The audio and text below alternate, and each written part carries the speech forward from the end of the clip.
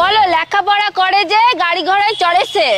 Madam আপনি ভুল বলছেন, আপনি তো এত লেখাপড়া করেছেন, আপনার গাড়ি কই? এই বলতো ইতিহাস কাকে বলে? ম্যাডাম ইতিহাস কাকে বলে? মোড়া মানুষের জীবন কাহিনী পড়তে পড়তে জীবিত মানুষ আধমরা হয়ে যাওয়াকে ইতিহাস বলে।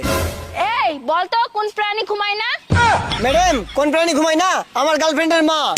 যখনই ভিডিও কলে কথা বলতে চাই বলছে না মা ঘুমায়নি। এই তুই একটা ছড়া বলতো। ছড়া বলবো? আতা গাছে তোতা পাখি, ডালিম গাছে মৌ, বুড়ো বুড়ো টাকলু কাকুদের কচি কচি বউ। এই বলতো বাদর আর মানুষের মধ্যে পার্থক্য কি? ম্যাডাম বাঁদর আর মানুষের মধ্যে পার্থক্য? বাঁদরের লেজ থাকে পেছন দিকে আর মানুষের লেজ থাকে সামনের দিকে। এই তুই বলতো ভালোবাসার ওজন কত? ম্যাডাম ভালোবাসার ওজন 80 কেজি। ভালোবাসা হলো দুইটা মনের মিলন, আর আমরা জানি 1 মন সমান সমান 40 কেজি, তাহলে 2 মন সমান সমান 80 কেজি।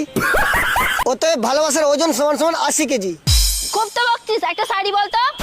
ইল্লি গেলাম, দিল্লি গেলাম, গেলাম কলিকাতা, ম্যাডাম এমন পার্কে ঢুকেছি বিনা বৃষ্টির ছাতা। এই তুই আজকে হোমওয়ার্ক কেন করিসনি? হোমওয়ার্ক? ম্যাডাম আমি তো হোস্টেলে থাকি। তাতে কি হয়েছে? আপনি তো হোমওয়ার্ক করতে বলেছেন, হোস্টেল ওয়ার্ক তো করতে বলেননি। এই তুই বলতো পিঁপড়া আমাদের কি কাজে আসে? আমি বলবো পিঁপড়া আমাদেরকে জানিয়ে দেয় যে মা মিষ্টির হাঁড়ি কোথায় রেখেছে। এই বলতো বন্ধুত্ব কয় প্রকার? ম্যাডাম বন্ধুত্ব হলো 3 প্রকার। কি কি 3 প্রকার? ম্যাডাম 1 নম্বর হলো আয়ুর্বেদিক বন্ধু, যার সবকিছু মিষ্টি কিন্তু সময় কাজে আসে না।